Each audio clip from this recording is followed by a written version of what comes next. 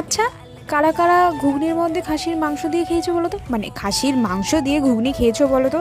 মানে খাসির মাংস চর্বি দিয়ে, উফ, আমার না সেই লাগে। অনেক বছর পর আবারও এই দোকানটাতে চলে এসেছি, যেখানে বিক্রি হয় খাসির মাংসের চর্বি দিয়ে একদম গরম গরম ঘুগনি।